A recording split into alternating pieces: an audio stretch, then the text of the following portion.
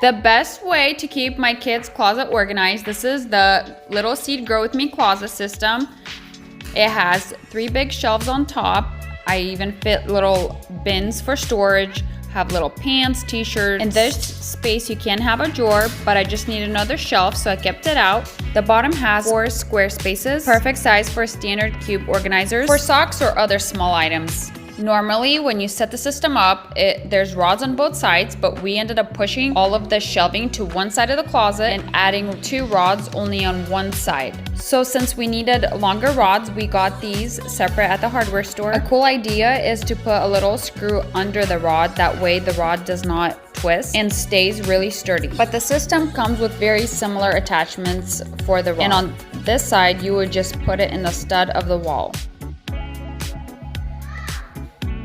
We had it now for 3 years, and overall it's very sturdy and we really like this system. Directions to build it were also very straightforward.